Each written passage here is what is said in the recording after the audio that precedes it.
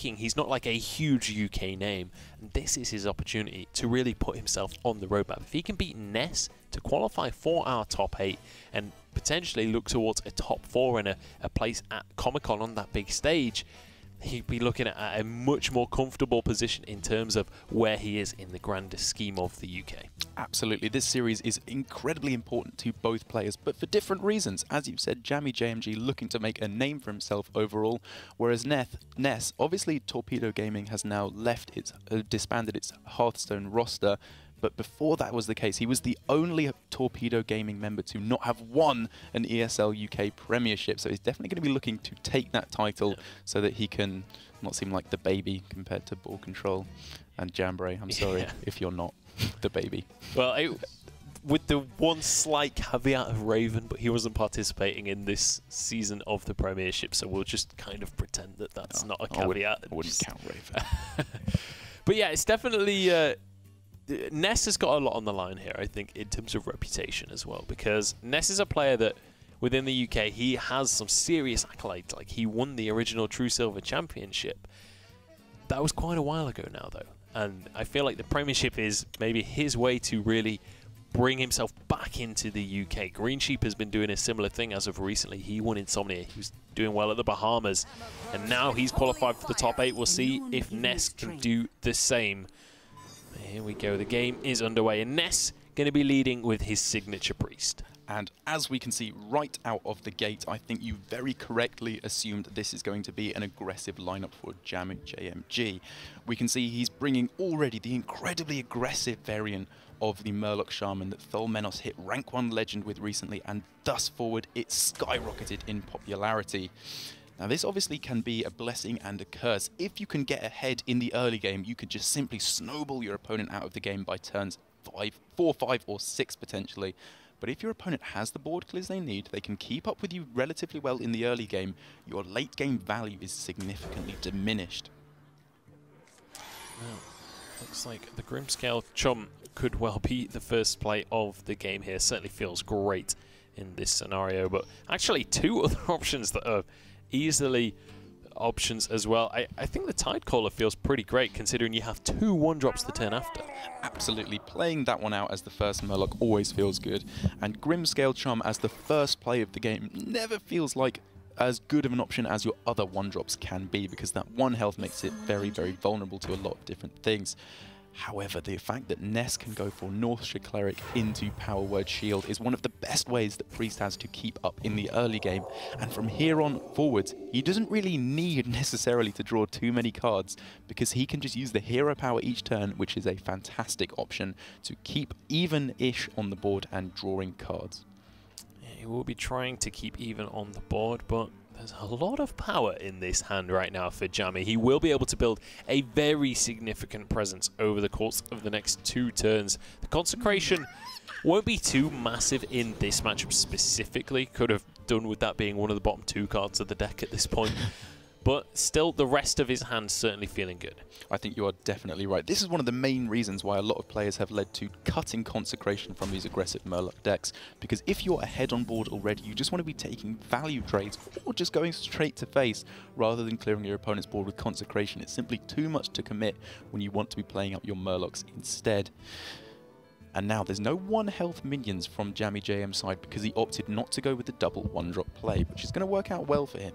However, that Shadow Word Pain, just to deny that Tidecaller growing any bigger, feels like a very nice option. And then in the coming turns, you start healing up your Northshire Cleric each and every turn, and you draw a whole bunch of cards. Yeah, the Shadow Word Pain definitely feels like the best decision right now. Stop, as you rightly say, stop the snowball before it gets too big. Just hit it with a spade or something and just crush it into the rest of the snow. But looking at the side of Jammy as well, we'll assume that the Shadow Word Pain is going to be the play here. But the next turn still feels really good for Jammy. You've got the Redemption to play, as well as those 2 other 1-drops. It just feels like a phenomenal curve to kick things off with. We'll see what else he's going to draw, because if we look towards turn 4 and there's a Gentle Megasaur for Jammy, that's when things stop being just a good start to the game and start being exceptional. Exactly, that's when the true power of this deck comes together, because as I've said before on this broadcast, some Murlocs are good, but more Murlocs is better. It's basic Hearthstone maths. You just want to have as much of them grouped together as possible. And does feel like he has to play out the 1 health Grimscale Chum, which isn't brilliant because it allows the Northshire Cleric to trade in and just heal. But now there's an even better option. The Tar Creeper is a fantastic card to slow down aggression. And then after that comes down, things are looking really rough for JammyJMG. Indeed, both cards of his hand are pretty poor, because even though the Tar Creeper will be at 3 health on his turn, the Aldor Peacekeeper does nothing. That is an aura buff, and so it will stay at 3 attack. It certainly will. And the War Leader off the top. If he needed an answer right now to the Tar Creeper, he has just about found it right there. War Leader will come on down. This changes everything. All of a sudden, you can plow through that Tar Creeper. You will have to sacrifice off one of your minions if you want to go through it that way, because the Vile Fin Inquisitor won't quite be able to get through it in its own right. So maybe that's reasoning enough to not attack in here, because your opponent will have significantly less ability to trade back into your board on the following turn. No ability on board to kill off the War Leader. However, doesn't even want to take the risk and would rather get rid of the Northshire Cleric before it can get any more healing value. 1 turn away from Holy Nova right here. Imagine if that had been turn 5, that would be devastating for Jammy, but that scenario will not pass right now. Organized Soul Priest, basically the only play in terms of minions that he can go for, aside from just Radiant Elemental into heal, but regardless, I mean, Radiant Elemental, you just lose such a powerful card that I feel like you can't afford to lose in this deck. Absolutely. The true power of Organized Soul Priest becomes apparent, when you draw the Circle of Healing. However, he already has a tremendous amount of board clears in the Holy Nova and Dragonfire Potion. So playing that out here and saving the Radiant Elemental seems like a very nice play, especially as if the game progresses to where you need some value, the Radiant Elemental in combination with Lyra will help that out fantastically. Jammy here playing around the potential of Holy Nova by squishing up his smaller minions a little bit more, and it means that this Holy Nova will allow the War Leader to survive. Circle of Healing coming down 1 card too late. That would have felt like almost a lock victory if it had come in on the last turn. Yeah, it could have been beautiful, but just a turn away from that glory. Blessing of Kings, certainly a pretty nice draw here for Jammy. Can buff up some minions, but the Dragonfire Potion in the hand of Ness is going to squander any hopes that Jammy has right now of getting a terrifying minion on board. The way he could have played around it would have been dropping down his hero power and then buffing that. Makes the HP ever so slightly too high, but even after the potion's gone off, it still goes down to just that 5-5. Absolutely, and 5-1, I guess. You probably have to just assume your opponent doesn't have Dragonfire Potion anyway, because as you said, you could have played around it, I guess, but getting in that extra 4 damage on this turn feels like how you have to play this game, because you are not going to be winning in the value game, especially when your opponent is drawing closer and closer to an insane Lyra Elemental turn, especially with the Priest of the Feast as well. Now you can start generating value while healing yourself up and getting a board presence. It's like a perfect trifecta of stuff. It certainly is. And that Shadow Visions will come into play. Gets the first heal off for himself. Potion of Madness for free feels pretty good. Deal with a minion and heal up your own board as well. And then next turn, he has Lyra on top of his Circle of Healing. He's feeling pretty good in this scenario. The Megasaur is a few turns too late on this one. And those utility cards in this aggro Paladin right here, the Consecration and the True Silver Champion, just simply not really finding their place in this game. Yeah, True Silver, obviously a card that belongs in this deck because it's either going to be great at clearing the board or just pushing 8 damage to face if you are going for an aggressive line of play. But Consecration here, completely dead as soon as he drew it. That's only going to be good in a very board-centric matchup, potentially like the Mirror or going up against a Hunter, something like that that really needs the board, or in particular an aggro Druid. But here, no matter what option he gets, I'm not really sure it's going to be enough. Poison would be pretty nice to trade against these quite big minions coming down from the Priest. But even then, the Lyra is just going to be generating so much value, and we might have to see a Consecration and a True Silver coming down just to deal with the Lyra on its own. So now, trades will come on through, buffing up the HP so that that Murloc can trade in without actually losing its own life. We have to bear in mind that Jammy still has 26 HP right now. There's still a long way to go for Ness to actually win out this game immediately. However, getting that Potion of Madness alongside Lyra certainly is going to help him on the way. We'll actually heal up as well with that circular healing. Finds another one to keep on cycling through these spells with Lyra. There's another Powered Tentacles as well. Bit of a misplay there yeah, from Ness. He's actually healed up the Murloc to a point where it won't die this turn. To be sure. Yeah, just playing it a little bit too fast. Even though it feels like you just autopilot play every spell you can on a Lyra turn, it always helps to take it a little bit slower, especially a player like Ness. He's played so much Priest at this point. I would expect it would be a little bit more, you know, second nature to him just to check for things like that. But shaking his head, he knows he messed up. The thing is as well, that's huge because now Lyra is going to die this turn. I mean, he was going to die to Consecration anyway, right? But having that extra Murloc on the board could be the difference between a win or a loss right now. Power Word Tentacles without a minion to play it on is useless. It's a dead card in Ness's hand right now. With the Consecration coming on down, the Rockpool Hunter will be able to buff up one of these other Murlocs. Jammy might have found his way back onto the board. Absolutely. As soon as Ness can find one minion to stick this first Tentacles on, it's very, very likely that he will be able to stick a second Tentacles on it as well. Just absolutely creating a mega octopus. But Power Word Shield is very, very terrible. Allows you to cycle, but you have to buff up your opponent's minions while doing it. However, that is a much nicer minion to pick up. At least a very needed draw in that scenario. We'll get the heal off onto his face as well. But 5 damage on board right now for Jammy. We'll see what he draws to try and build up that threat. Tidecaller not really what he was looking for there. Yeah, a little bit too low value of a minion at this point because it feels like you're definitely going to be after getting some decent value from here on in. The really hard part here for Jammy is we know that he should trade in the 2-3 and the 3-2, right? That is the correct play in this scenario, knowing what we know. But he doesn't know that there are 2 Powered Tentacles in hand. He is going to make the right play in the end. But honestly, like, is it correct to play around a Powered Tentacles? Like, I guess it's not technically playing around just that card, but the thing is, the Priest actually has a fair few buff cards. You have things like Divine Spirit, Inner Fight, Power Word Tentacles, Power Word Shield, all of which could be generated off of the Lyra. So he is thinking, I just need to remove any potential for that because I need to get in more minion damage, so I do need the board. However, Tyrian Fordring was picked up, the best card, undeniably, in Jammy's entire deck. Jammy just needs 4 damage. Obviously, the Binding Heal is going to come on through here, so that'll make it 9 damage. Plus, if he uses the hero power, suddenly it becomes 11 damage required. Ness very much out of lethal range this turn, but I don't know how many turns that will last for. This is a surprisingly threatening board at this point. It really looked like Ness was just going to get a lockout victory from when he got that second board clear. But it actually feels like the fact that he messed up healing that Rockpool Hunter is having rippling effects. It's actually, he might be in a significantly better position here.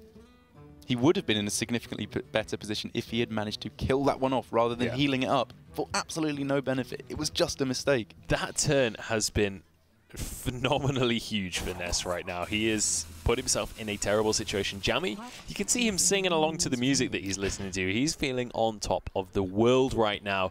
Corrupting Seer, or Cold Light Seer, sorry, is, you know, it's not the greatest card you could ever find, but it continues to buff up your ramping Murloc, and it buffs everything on the board so that the only thing that deals with these Murlocs now is going to be another Dragonfire Potion. Just 3 or 2 damage, 4 damage. I'm really struggling with just reading a number right now, but you'll get there, mate. Yeah. Does not have the AoE to deal with this, though, and it looks like that is going to be game in the end. Oh, so unfortunate for Ness. He got so many of the important cards early on. But the real devastating thing was, as we've said, healing up the rock pool and giving that rippling effect of snowballing in the mid-game, which I didn't think this Paladin deck would have too much potential to do. But also the fact that he missed basically 2 entire turns with no targets to cast the Power Word Tentacles on. And now he's giving it a try, but he knows this is over. Yeah, just wants to throw out as many cards as he can at the end there, but as you rightly say, Ness has gone down in that first one, and Jammy off to a commanding start, and honestly, it feels like it was all off the back of a misplay from Ness, playing those cards a little bit too quick while Lyra was on the board, and it meant they ends up losing out in that trade scenario. And one of the most painful things about that as well is I believe that was the Murloc that he used his Power Word Shield on as well to buff it up. So it wouldn't have even survived if he hadn't had to use that to cycle for more. Or maybe that was one of the turns afterwards. I can't remember. But either way, maybe I'm just adding fuel to the fire for the sake of it at this point. I appreciate it nonetheless. But definitely that misplay was significant in that game, and it basically gave JammyJMG a lifeline. Absolutely, and winning potentially unfavourable matchups like that have massive consequences within the context of a conquest. That was a lot of con words I just snuck in there, rapping like Green Sheep. But you're far better than Green Sheep was, don't worry. Not saying much, but I appreciate it anyway. Here we go, into the second game though. It's going to be Jammy's Hunter heading on to the battlefield. Savannah Highmane certainly not going to be a good one in his mulligan, but the Alley Cat and Kindly Grandmother feel pretty great. They do indeed, but the most crucial minion the most crucial card out of all 7 seen on screen at the moment is the Valfin Inquisitor. This card is so fantastic in this matchup. Very often now, the only 1-drops run in Hunter are 1/1s, be it the Alley Cats or the Jeweled Macaws, and Valfin Inquisitor lines up so perfectly against that. It allows you to see out the early turns, make sure that no buffs come down from the Crackling Razor Maw, and then you start to use your value cards like the Stonehill Defender, like your Spike Ridge Steed when you find that, because once you go into the later game, you're looking to be in a much better position against the Hunter. That Inquisitor will be the first card to be played, unsurprisingly there, and it will be followed by an Alley Cat, no doubt. Now, there is the option to go for a coin Kindly Grandmother here, just to try and play around the Inquisitor slightly, but I feel like the Alley Cat is still just a great play. Only one of them is going to go down. Absolutely. You know that there is going to be at least, you know there's going to be exactly one surviving for the Crackling Razor Maw to go onto on the following turn. But you don't even need to go for the Crackling Razor Maw. You could follow up with the Kindly Grandmother. But here, thinking that he just needs to go for the quicker play right away, there was obviously the benefit of saving the coin so that you could go for a Highmane on turn 5 if you're looking towards the future. But it's clear here that Jammy is thinking, I need to pull ahead in the early game, as my late game threats don't really matter, even if I'm able to get them a turn earlier. Absolutely, and we'll see how Ness wants to play this one. I feel like not giving your opponent a 3-2 seems like the optimum play here. I'd be very surprised if Ness actually went for that trade in the end, but the Crackling Razor Maw here feels like a pretty great turn. And imagine if he gets that poison as well, it removes that threat of, as you rightly said, the Inquisitor just being able to trade endlessly with the Alley Cat. Absolutely, but Kindly Grandmother kind of plays tricks on your head. It feels like giving your opponent a 3-2, as you said. Surely that's insane. It can't be right to do that. But the fact that the Crackling Razor Maw can come down on the first half here is really, really nice. It kind of harkens back to the power of Nerubian Egg being played a lot back in the pre-rotation of Whispers of the Old God days, where the 0-2 body is incredibly impactful. And as you said, Poisonous does come down. And look how far ahead JammyJMG is now. Looks like we are just going to see Burn Bristle thrown onto the board. That is going to be an obnoxious minion to deal with. The Deadly Shot, or Eaglehorn Bow, feels slightly better than the Deadly Shot. Rolling a 50-50 to hit a 1-1. But, I mean, that is a play that if it pays off, you get insane value. It's actually not insane to go for the Deadly Shot here, given that a lot of the minions you can be hitting later on are not going to be too great. If you hit a Spike Ridge Steeded minion, it's great, but a Stegodon still comes out. And a lot of the time later on, there's going to be a lot more rubbishy small minions that you don't want to hit. However, as you said, hitting the 1-1 would be so devastating, as you then have to trade away both of the 2-2s. So I think this is the correct line of play here, given that the downside is such a downside. Yeah, you lose complete control of the board if it doesn't pan out. And look at this hand from Ness. It's certainly not feeling phenomenal right now. It feels like the Stonehill Defender will be the play available to him, but doesn't quite fill out his mana curve. you do have the potential to play out the true silver champion and not attack in. The main thing you're afraid of on turn 4 is obviously a Houndmaster being the scariest play. So if you did attack in with the true silver, you would completely deny value from that. And if you play the Stonehill Defender and you do see a Houndmaster, you're all of a sudden in a much scarier position, because the true silver champion would have to attack into the Razor Maw first and then into the Houndmaster, and then you're taking quite a lot of damage. So clearing it off this turn I actually quite like, because the potential of Houndmaster is so terrifying. Now, luckily for Ness, there is no Houndmaster anyway in this one, unless he's just found it off the top there. Did actually find Houndmaster. Called it. But won't come out this turn. Rat Pack with Alley Cats though will, and the board will be absolutely flooded on this one. But Ness won't mind too much since he has the Consecrate in hand. Oh, the Consecrate is pretty fantastic, as you're obviously going to be clearing off a whole bunch of stuff. But given that there are only 1/1s, it's not that great. It's a more expensive Maelstrom portal that doesn't give you a minion. And you have the equality in hand, so saving that combination of cards could be really, really nice. A lot of the powerful minions you're going to be seeing from Hunter, like exactly Savannah Highmane I should say, have a Death Rattle, so going for a quality Consecrate on them doesn't feel that impactful. So using it here, making sure you stay at least decently even on board, feels like a very nice play to me. Certainly does. I think the only other option would have been, you could consider the Stampeding Kodo, but even then, with the Eaglehorn Bow in play, it doesn't feel like you get enough value out of that minion, and especially if something like a Hyena comes down later on and doesn't immediately get activated, that Kodo could save your life. That is a fantastic point, and also just picking up the Scavenging Hyena there, if you leave up a whole bunch of stuff, then the Hyena suddenly becomes way, way scarier. It's not only the threat of Crackling Razor Maw and Houndmaster if you leave your opponents with a board of beasts. If you leave them with a big board of beasts, then all of a sudden the Scavenging Hyena becomes way, way, way more threatening. So here the potential to go for double Rockpool Hunter. Obviously the first one will be nice and cleanly dealt with by the Eaglehorn Bow, but the second one is significantly more pesky. I wonder. And I guess the fact that you have the Murloc hero power means that you can also buff that up as well, which has the potential to then trade with the Crackling Razor Maw.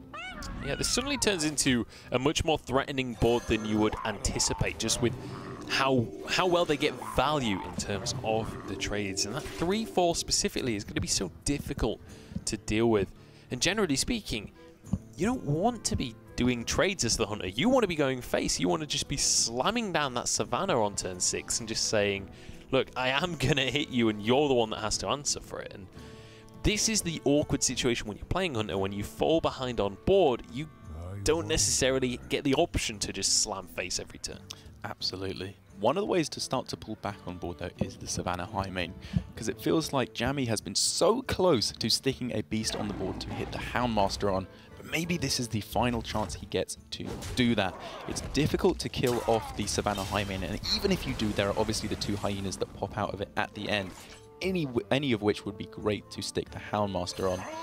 The card and kill command isn't too fantastic at the moment, because you're not really at the point where you're killing your opponent. You need to be getting the mid-game or late-game minions instead.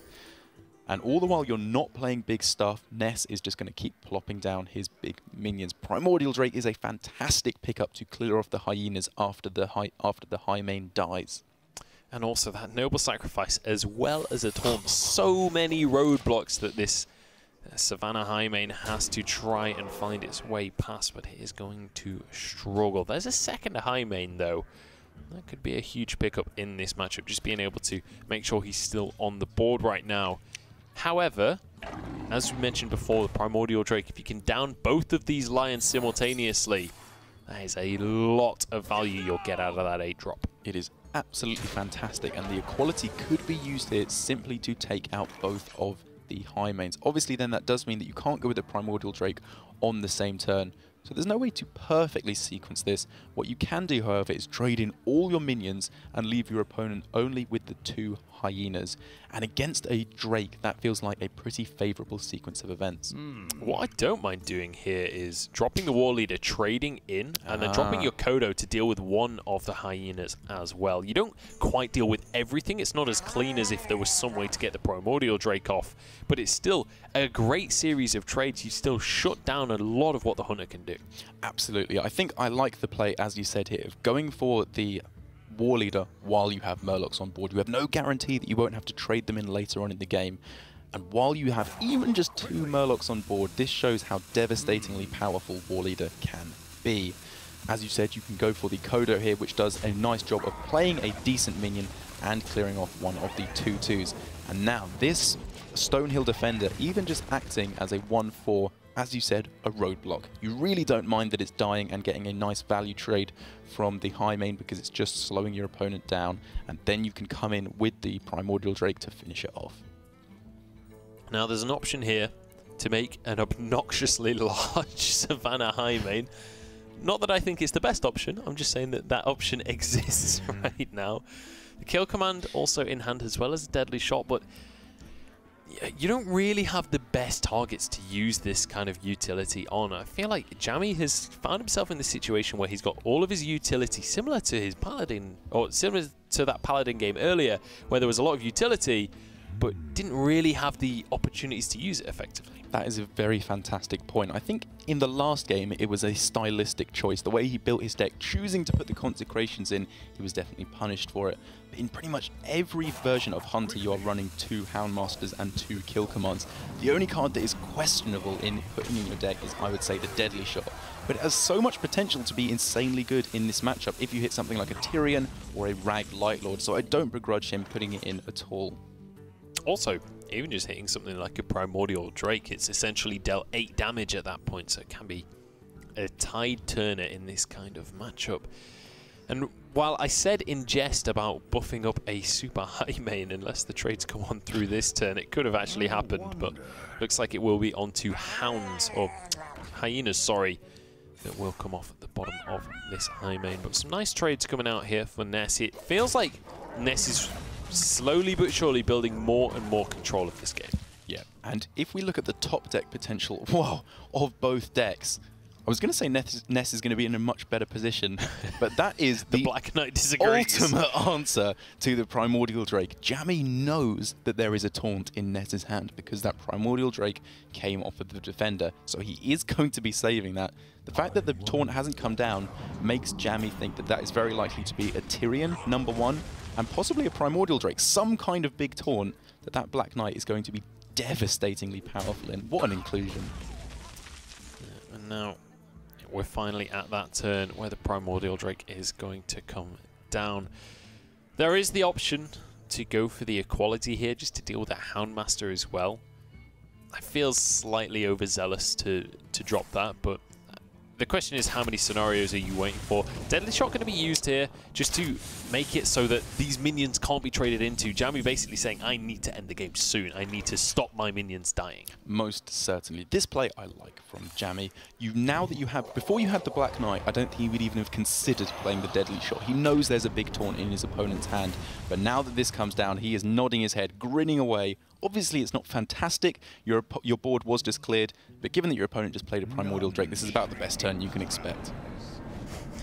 And he's even drops the greetings on that one. He's very happy about the fact that he included that in this deck. This is the exact scenario that he was looking for. Now, Lightlord can come down this turn. Still a very, very good turn for Ness, and he's still very much in control. And suddenly the smile has gone from Jammy's face. In the blink of an eye, he's gone from nodding his head, smiling away, to seeing a Lightlord drop, and suddenly things don't feel so great. Absolutely. His play feeling a lot less Jammy now. The Ragnaros Lightlord, though, in these late game top decking situations, it feels like one of the absolute best minions in the game to have, because it means that it's very unlikely your opponent is going to be able to push enough damage to even affect you, because you have the Lightlord healing up for 8 every single turn. And even if you don't need the heal to face, it can heal up itself. It just fixes itself as the game goes on and makes sure it sticks around absolutely forever. 3 fantastic options from the Adapt as well. Yeah, absolutely. You've got your pick of the litter right there. Aldor Peacekeeper will just nullify any pressure that's coming out, and with that Lightlord on the board, this is going to be game going the way of Ness. I don't see anything that can come off the top here for Jammy to keep him in this one, and the Fiery Bat, certainly not what you want when you've got 10 mana to spend. That is the least value you can get off the top. And it is going to mean that we are 1-1 in this series now. Ness managing to find his way back in. And what a game, actually. You don't tend to expect a Hunter game to last that long, but really it wasn't a Hunter on the front foot of the majority of the game. Exactly, and I think one thing that I really want to point out is that the fact that Ness brought the slightly slower variant of Murlocs was huge for him, just because in the faster variants of the deck, you don't run Light Lord, whereas in the slower mid-range versions, you do, and that single card absolutely won him the game in that point. Whereas if he was playing the faster version and he got something like a Tide Caller later on, that would have been devastating and he probably would have lost. Yeah, and I mean, it's difficult as well to compare, because if he was running the faster version, then who knows how that early game goes, right? And absolutely. It can be an entirely different game, but also, as you rightly say, if you draw the wrong cards, you can find yourself in a very similar situation to what we've seen Jammy in, where you find your utility and can't actually do much with it. So here we go, the Priest deck going to come out for Ness once again. Wants to get it out of the way. Swamp King Dread in this deck as well. This is a very top-heavy Hunter. Absolutely. I think people are still unsure about whether you should run Swamp King Dread. We've seen a couple of more aggressive Hunter lists coming out in the last few days where you don't even run high mains. So I think once the dust settles, it's probably going to end up that you don't run the Swamp King Dread. However, it could end up being fantastic in this matchup, because if there is no Shadow or Death, it is going to eat up every single one of the high health minions that Priest can play. You want to be playing low health, high attack minions, or ideally poisonous minions against Swamp King Dread, but that's just not available for the Priest. Certainly isn't. We'll see whether he can find that scenario. Obviously, he mulliganed it away. We didn't see it for the entire game last time around, but Priest, generally speaking, fares pretty well against this kind of deck, just because the goal of this Hunter is to just push damage every single turn, and if there's one thing Priest is good at, it's healing damage. It absolutely is.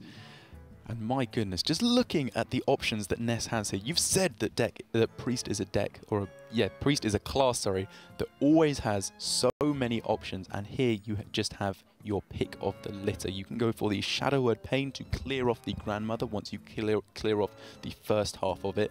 You could play Northshire Cleric and then get the heal, drawing 2 cards. You are then sacrificing one of them off, but maybe you don't care, you've drawn 2 cards.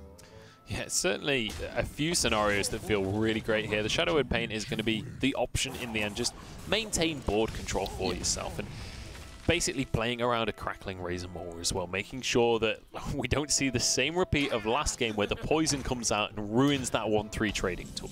I absolutely agree with you. It's so important to keep the opponent's board clear in these early turns, and now you still have the option to draw 2 cards with your Northshire Cleric now.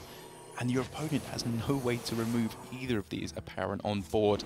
And with the Circle of Healing, if both of these stick around, Ness is going to have the potential to just massively overdraw. Yeah, and with the Harrison Jones in there as well, we've seen that there are weapons in the deck of Jammy, so a lot of draw potential, it is safe to say, in this match right now. Well, those 2 clerics are going to be not only great for draw, but also great for just sheer presence on the board in this early stage of the game. Things are looking a little bit easier probably for JammyJMG in terms of what to do. You have the 4-cost Infested Wolf on this turn. You could obviously consider going for the Deadly Shot if you think these minions are especially terrifying, but with the potential for the Priest to buff up health so high on some minions, you probably want to save it till a little bit later on, maybe hitting the Priest of the Feast, which can be even more devastating if you're trying to push damage in the later stages of the game. And actually, looking at the turns in the future for Jammy right now, you've got the 4-mana Infested Wolf that has the Death Rattle that plays perfectly into your Nesting Rock, making sure that you have those minions on the board available. And then following the Nesting Rock, you have the Savannah Highmane, the perfect turn 6 for any Hunter deck. Indeed, and now Ness, oh my goodness, he can just get so many cards here. He needs to be careful, as I've said, that he doesn't overdraw. Going full Northshire, as I believe the expression is, can be dangerous in certain situations. Feels like a little bit early to go for the Priest of the Feast, because if it's removed, that is a tremendous amount of healing that you could gain in the late game just gone. So I wouldn't be surprised to see something even like an Elise Trailblazer on this turn. You may want to weave in a hero power here because it obviously draws you 2 cards, but you have so many cards in hand already, and with cards like Lyra and the Harrison Jones, you have ways to get even more cards, especially with the Radiant Elemental now as well. Yeah, so many combos. It's just making sure that you're choosing the right moment to actually play them. We saw the game before last that it's very easy to make misplays when you've got this many things going off all in one turn. 2 draws going to come out from this one. Has found himself on 10 cards, so does need to finish off the turn by pointing out that crawler by the looks of things. Nice. I mean, it's the only scenario you're actually going to get the crawler out at this stage, so completely agree with just getting it out to empty your hand a little bit so that you're not just going to overdraw yourself. Absolutely. In an ideal situation, you'd like to save the coin to go along with Lyra to get an extra card, but you have so much stuff to do in the coming turns, you don't really even need to consider that.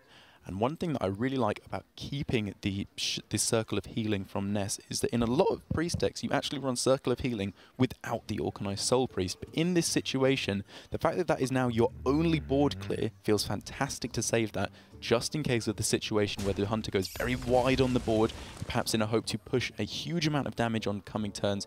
You then just pull the trigger, Organized Soul Priest, Circle of Healing, reset the board. Oh, the poisonous is phenomenal for Jammy right there. That will finish off, and that will completely control the board at this point for the likes of Jammy.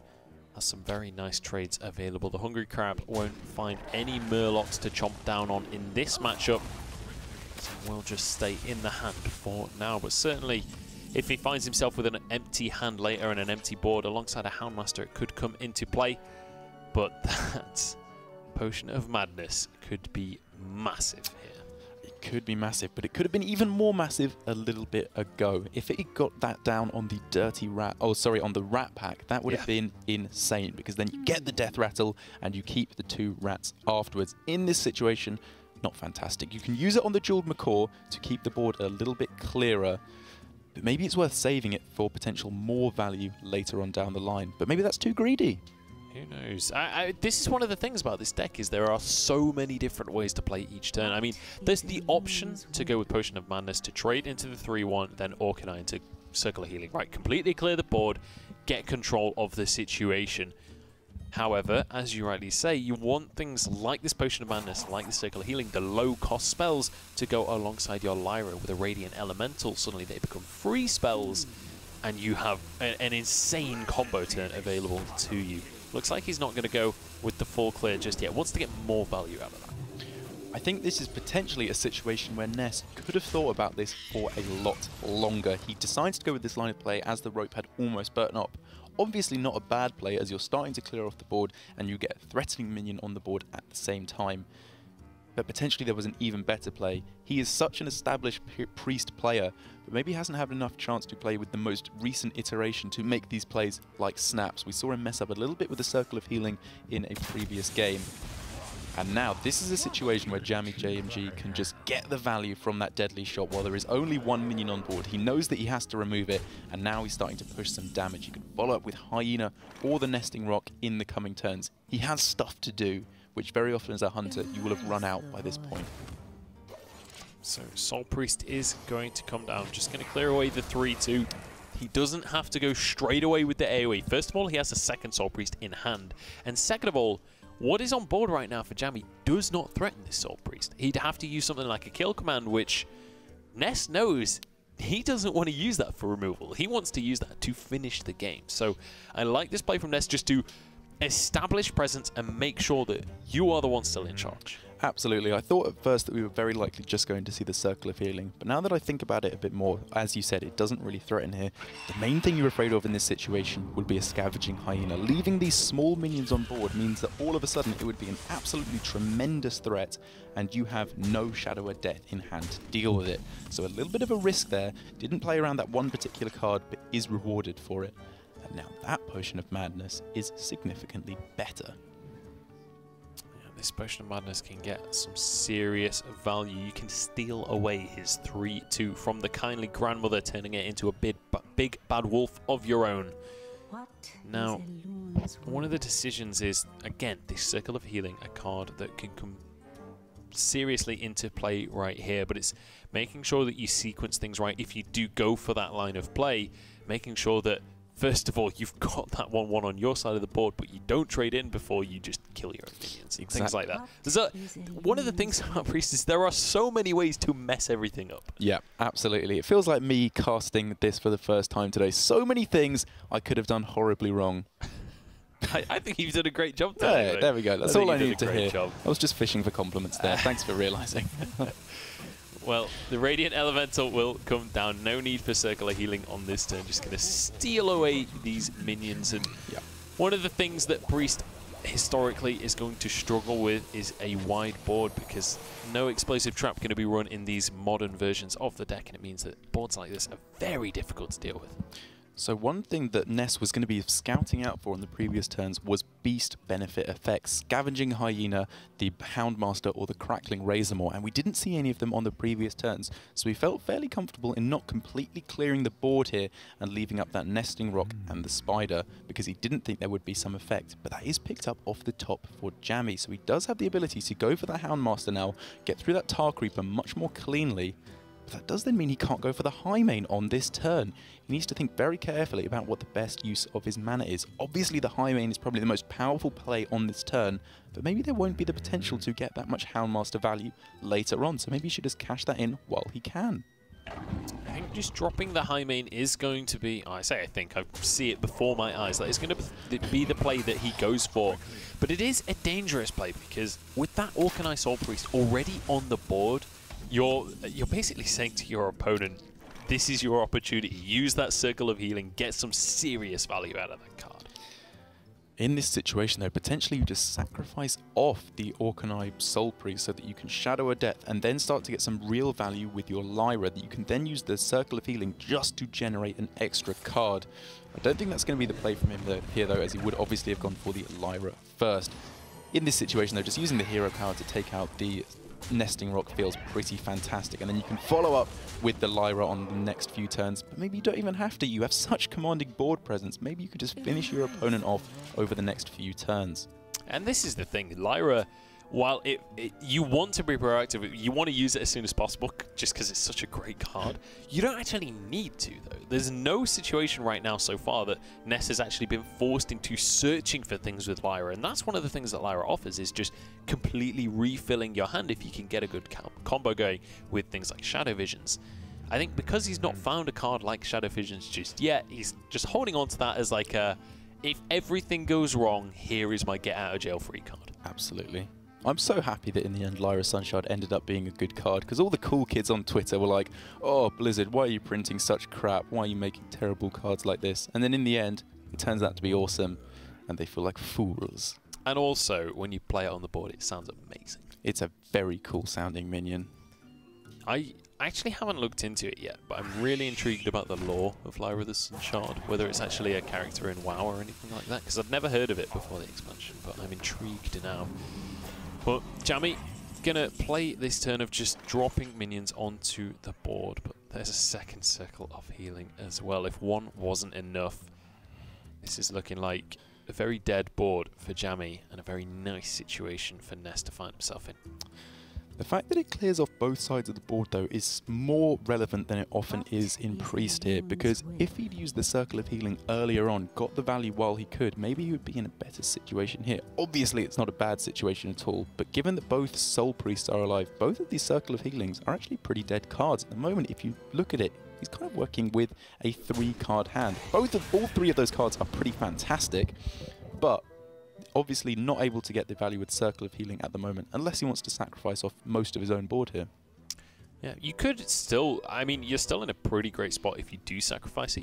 You still have the 3/1 Soul Priest on the board, and then you can just drop something like Elise, get that pack into your deck, and just, I mean, you still have this terrifying board presence available to you, and you're looking for those late game threats. Once again, you're looking for answers if and when the game does end up going late, which honestly at this point it doesn't feel like it's going to.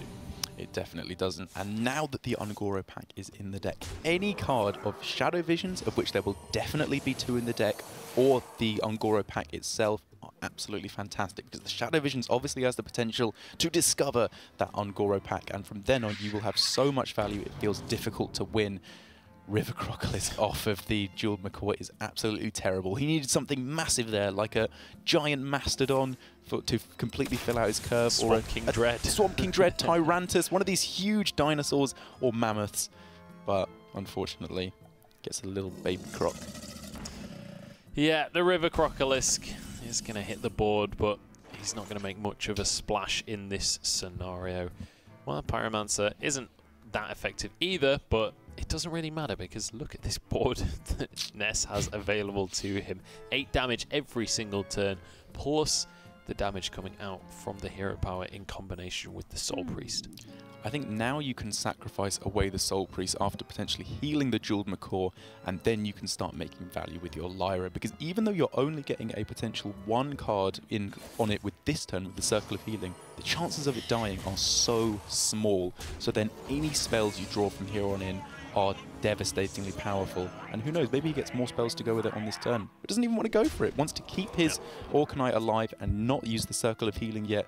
Potentially the Hunter comes back on board through some crazy situation. So maybe keeping the potential for board clear makes sense. Yeah, and also just basically saying, again, as before, you don't have any AoE. Like, I'll just threaten lethal this turn. There's nothing you can do about it. So Ness gets himself 2-1 up in this series now. Jammy falling a little bit further behind, and he is now 1 game away from being knocked out of the Premiership. And Ness is 1 game away of making it to be our final, an 8th player in our top 8. It's not all over just yet, though. He still has to win 1 more game. Jammy still very much in the running. Ness still has that warrior available to him. Things are looking absolutely fantastic for Ness, though. He obviously has the advantage in that he only has to win 1 more game, and both of those matchups he has left are pretty favourable for him. I think we've already seen that that is the Quest Warrior, and even if we haven't seen it yet... We haven't seen it, but it's fairly safe to assume. Extremely likely, given that he is a control player and is bringing almost a completely controlled lineup, I think. And against the Hunter, and against what I can only assume is the aggro Druid, the Quest Warrior is absolutely fantastic. Yeah, phenomenal matchups against both of those. And I mean, even in the scenario that this was Pirate Warrior, you can still quite comfortably take games against those 2 decks if you draw well enough. So it is going to be the Quest Warrior, fairly unsurprisingly in this one. And this is going to be an interesting matchup in terms of the mulligan. Once again, we see a brawl available in the mulligan for the Quest Warrior. There is an argument to keep that just for if the Hunter does get an insane curve, you can just deny that early game roll. But without the coin, it feels a little bit more clunky, a little bit harder to find a good scenario. Absolutely. And I think another really interesting keep off the mulligan here is the Fireplume's Heart. Against the Hunter, it feels like it's right on the edge of being good to keep it, because oftentimes you're just going to be winning the matchup through playing taunt after taunt and just grinding down your opponent. But potentially you need that 8 damage each turn to close out the game later on. There are obviously going to be a lot of small minions coming down from the Hunter, given the huge amount of Death Rattle minions that you have available to you. So it does think it's worth keeping it here, but I wouldn't have hated throwing it away just to give you the maximum chance of finding cards like Fiery Warax and Ravaging Ghoul to keep up most of all in the early game. Absolutely, and keeping that Dirty Rat as well. Now, with the cards that are in the hand of Jammy, there are some pretty bad targets for that Dirty Rat to get out. All of them Death Rattles, all of them going to be consistently on that board. Absolutely. You always want to hit Battlecry minions rather than Death Rattles with the Dirty Rat, obviously because the Battlecry doesn't activate if you pull it from the hand. But given the amount of how terrible it can go if you're playing it against the Hunter, pulling the Dirty Rat is perfectly fine. If Ness had pulled the high main there, that would have been insanely terrible. That would have been an auto loss, it almost feels like, in that situation. Yeah, but luckily for him, nothing like that going to happen this time around. Deadly Shot will come down, though, just to try and basically keep pressure in this matchup. It's the kind of situation where you want to save the Deadly Shot, but you just have to have momentum as the Hunter here. Absolutely, and this is clearly JammyJMG saying, this is how I'm going to win this game. This is not going to the late game if I'm going to win this. I'm going to pressure my opponent in the early game. I have fantastic Death Rattle minions to play on turn 3 and on turn 4. So even if I get to the late game, I don't want this Deadly Shot. I'd rather remove it at this point and keep my fantastic board position at this point. Ravaging Ghoul in hand, along with a Sleep with the Fishes, looks like a phenomenal turn 5 potentially if he can somehow proc these death rattles in advance. But no immediate answers, no way to just deal with this board as it stands right now. Yeah, the Ravaging Ghoul coming down on this turn, as you said, doesn't feel quite right, even as it didn't feel quite right on the previous turn. But even if he's thinking of saving it to go in combination with the Sleep with the Fishes, that still doesn't feel that great because there's just so many Death Rattle minions in the hand for JammyJMG and on the board as well. He's now starting to pick up some of his cheaper minions, so the fact that these are 1/1s in the Jeweled Macaw and the Alley Cat, saving that Ravaging Ghoul is going to be very, very nice for Ness. It certainly is, and now, as you rightly say, that Ravaging Ghoul just going to get so much value onto all of these little tokens on the board. Infested Wolf still feels like a relatively good play on this turn regardless. Sleep with the Fishes will punish that, but you'll still have some minions on the board. You'll still have ways of maintaining that pressure. And also just playing Infested Wolf on 4 always feels like a pretty decent play to go with. Just it's a sticky minion, it's a good bit of pressure to go with. Absolutely, just curving out as best as you can definitely feels like the best shot you've got. The pickup of Fire War Axe there would have been incredibly powerful for Ness there, being able to clear off everything apart from the big bad wolf. And in this situation, you can go for the slam onto the Infested Wolf and clear up most of the board. Going for the Alley Armorsmith feels a little bit risky. You have many minions on board so they can be hit by a Crackling Razor Maw, or potentially most devastating of all, a Scavenging Hyena could come down on the board when you have all these cheap minions available. So I think the play is going to be clear up with your Battle Cry effects and spells in the Slam and Ravaging Ghoul, and then you play the Alley Armorsmith when there's less threatening stuff on the board to soak up what's left. Yeah, when there's less available to immediately end the game, but it's going to go with the Armorsmith here. Hyena off the top would be phenomenal for Jammy, but he doesn't find it this time. Animal Companion could still be a huge turning point for this. If he finds a Leok, he can very quickly deal with this Alley Armorsmith. Leok, often sadly the underdog of the Animal Companions. People never truly want to get him a lot of the time, but in this situation, as you said, it would be huge. Doesn't line up perfectly because it would still only be 6 attack on the Infested Wolf and one of the other minions, but even so, you're perfectly happy to get that and just get through this Armorsmith and potentially take some of your 1 health minions off the board before a Whirlwind effect comes down. Looks like he is going to go with the Eaglehorn Bow this time though. Wants to just try and deal with that ASAP. Doesn't want to risk the dice roll of going with that Animal Companion and potentially find himself in a worse situation than when he started. So now Ness with the option to trade in the card of Sleep with the Fishes if he doesn't think it's going to get any more value later on in order to kill off both of the spiders that come out of the Infested Wolf with the Ravaging Ghoul. Now that he's got the Bloodhoof Brave, this definitely feels like a slightly stronger play. The one I was going for felt like a slight desperation play, but maybe you have to do it in order to keep up, because if you're expecting a Savannah High main to come down on turn 6, that is a huge amount of solidification onto the board. But the Crackling Razor Maw, just look at the potential for that to be insane. If you put that on the Rat and get poison, that's ridiculous. If you put it on the Wolf and get +3 attack, that's ridiculous. But it looks like he's going all in on the poison here. Yeah, even the +3 attack on the Rat works as well, because you've got the Eaglehorn Bow available. We'll get that one in the end. And that is going to be a nice, easy trade onto this Bloodhoof Brave. Even though this is a favoured matchup typically towards the Warrior, things aren't looking too bad right now for Jammy. He's got a significant presence. There is no Brawl available, and he has Death Rattles still in play. He does indeed, but if he doesn't play this quite right and overextends with his 1 health minions here, as he could drop all 3 in this situation if he wants to. Actually, I suppose the Alley Cat would fill out the board, so he could play 2 of them in this situation, but that would play massively into Ravaging Ghoul. The fact that Ness has held it back for so long will potentially bait Jammy into going for it, but he doesn't trust it. He thinks there's definitely going to be some kind of a Whirlwind effect coming down here, so wants to hold it back.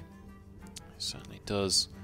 Curator feels like the turn you want to do here. Just drop that Curator on 7. But you've got to start to address this board that is just ramping up and ramping up. Now there are 3 1 health minions on the board right now that the Ravaging Ghoul will activate immediately. Will deal with immediately, but the Death Rattles then activate. Suddenly you've got even more minions to be dealing with. I think this is the point where you actually use the Sleep with the Fishes. You now have 2 of them in hand, and it's fairly unlikely you're going to get too much value with them later on. So even though you are just doing it for 1 damage on the Wolf, I think it might be worth it just to give yourself a clearer board. And then you could even follow up with the Slam to give yourself a completely clear board on your opponent's side, and leaving you with board control for the first time in this game. Yeah, and honestly, in this matchup specifically, if the Warrior gets board control still with taunts in his hand, that can be game-breaking. But the Curator into Primordial Drake is phenomenal for Ness. Even though it's not the best turn right here, it sets up for an exceptional turn. That's exactly his thinking. He knows that even if this minion gets eaten up by the minions on his opponent's side, if some of these death rattles trigger in the Infested Wolf and the Kindly Grandmother, this Primordial Drake is going to be insane. But JammyJMG knows that there is a Primordial Drake coming out next turn. Not necessarily, but the potential for it too, given that 2 cards were drawn and the only dragons you run are the Drake. So he trades away his non-death rattle minions very smartly. This was absolutely the correct play. Yeah, the odds of this not being a Primordial Drake turn seem pretty slim. Slim to none, I would say, for Jammy right now. So playing this one correctly, not just dropping everything right now. He needs to have those minions to refill the board once the AoE does come on down. The real worry for me now for Jammy is going to be the Primordial Drake comes down this turn. And then if you refill the board, when we've got 2 Sleep with the Fishes and a Ravaging Ghoul in the hand of Ness, how many resources are you actually going to have left to refill once again? Now on this turn for Ness, the Dirty Rat is obviously not a terrible play because you have the potential to go for a board clear anyway with the Ravaging Ghoul and the Sleep with the Fishes, but things feel a little bit less clean than they did last turn. You could go for Sleep with the Fishes into Ravaging Ghoul, as I said, to clear up most of the board, but then that still leaves you with a Leok and a Big Bad Wolf, so things just really don't work out that well. Even the Primordial Drake, giving your opponent that many small minions while the Leok is still available is just not that good, because it's just going to die, and you really do need those high health taunts to stick. See, with the Sleep with the Fishes turn, if you go with Slam first, suddenly that feels just a little bit better as a turn. You are going to be able to reduce the damage on the board. You're able to go with the Ravaging Ghoul to clear away a lot of the death rattles, and suddenly it's only that 3-2 that remains. It is indeed. Going at the Sleep with the Fishes first here is definitely correct. You leave your opponent with only a 3-2 left. This does trade with your Ravaging Ghoul, but you have so many minions left afterwards that you don't feel too bad about that. Now that the Whirlwind effect has come down though, I think Jammy is definitely going to feel more comfortable in loading up on the board. Doesn't have to completely dump his hand here though. Now there is the Savannah Highmane picked up for a much more solid play. Yeah, the Savannah Highmane is a much needed find right now. A threat on the board that has to be dealt with, that continues to pressure onto the Warrior. And right now there is no execute in the hand of Ness, so we can't go for anything like just straight execute into clearing up the rest of the board with a Primordial Drake in 2 turns time. So the Highmane certainly feels like a nice play this turn, and you can even consider still holding on to all of these 1-drops to refill later. Yeah, putting in your hit powers now feels fairly decent because, you know, your opponent is going to be using their hero power a lot to gain armor, but if you can just keep it even, if you're pushing forward 6 damage a turn, that makes a huge difference. There's the execute that you were talking about, so this does open up the potential to kill off this Savannah Highmane. But you can't really go for the damage here and then follow up with the Primordial Drake because it's just not damaged yet. You have to do that on this turn, potentially with the Dirty Rat. Pulls out the little Stone Tusk Boar there. Perfectly fine with that. Yeah, he's going to be very happy with that pull. It doesn't, I mean, it's not a huge impact on the game in general, but it does mean that this 2-6 taunt gets huge value. It's just 2 mana for a 2-6, and they get 1 damage, which is kind of neither here nor there. So now on this turn, with the Crackling Razormaw, all of a sudden, what are the main adaptations you're looking for here on the Lion? Oh, not even on the Lion. You can even just look for Poison. Once again, Poison has been the MVP adaptation really here tonight. Looking for that onto the Stone Tusk Boar. We'll see what he finds on this one. Even the fact that he hasn't picked it already means I think it's unlikely that this is the Poison. Yeah, here we go, some pretty poor outcomes. Wind Fury, completely useless. Liquid Membrane, completely useless. And Volcanic Might, almost completely useless. Yeah, it does mean that you're slightly better for trading, but even then, the amount of minions that 2 damage is going to be a significant impact on in this warrior deck are slim to none. So unfortunately not able to find a scenario that he's exactly looking for, and that high main looks like a very juicy sleep with the fishes target right now. It does indeed, or even just execute so that you can follow up with the Primordial Drake. This then means that you have a few damaged minions on your opponent's side to follow up with sleep with the fishes, but maybe it was worth going with the fishes there to keep the execute, because it does look like it's going to be 1 minion here that's damaged rather than a whole bunch of them. So maybe you should have slowed down a little bit there and considered going with the fishes instead. Yeah, I think both viable plays as well, though. I don't think either of them is a significant misplay in the grand scheme of things, although the execute often offers a lot more versatility and just the sheer damage that it can do. But realistically, in this scenario, dealing damage is no longer an issue for Ness because he now has Sulfuras in his hand. So I don't think that decision in itself is going to make a huge impact on this game, because we're getting to that point where Hunter has kind of run out of momentum. It's run out of steam and it's run out of ways to find more answers in its deck. And Jewel Macaw... Oh, it's a Fiery Bat, sorry. I was thinking it was a Jewel Macaw. It is not, which...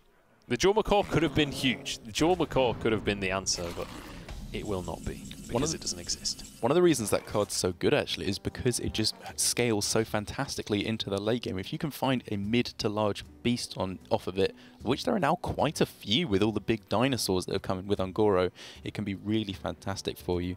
But it feels like from this point onwards, the Hunter is not going to get to attack the face with minions at all. There are so many taunts here, especially with the Ali Armorsmith coming off of the Stonehill Defender, so you can feel fairly comfortable as Ness just going for the Sulfuras quite soon, especially as you have the armor from the Ali Armorsmith and the armor from the shield block. I like this turn because I'm a little bit surprised by the sleep with the fishes, but I guess at least you get the free trade, and also potentially denies an extra minion trading in for any kind of hyenas or anything like that.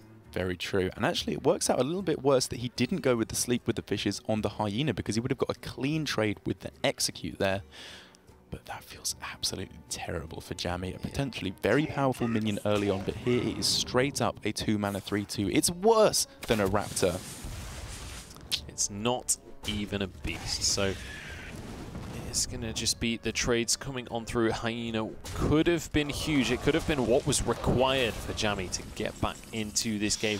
Double shield block as well. Extra armor, extra ways to find tools to keep this game going in Ness's favor. Sulfuras will come down now. And this is going to be a lot of damage going towards the face of Jammy. I think this one may just be all but over.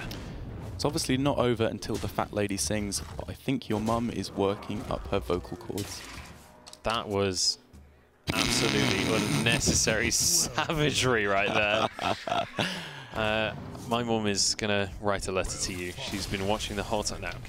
But that is going to be Ness taking this series. Jammy, unfortunately, knocked out of the Premiership, but Ness is going to move forward into our top 8. Can he become the 3rd in the Torpedo trio, even if he's not in Torpedo anymore? We'll have to find out over the next few weeks.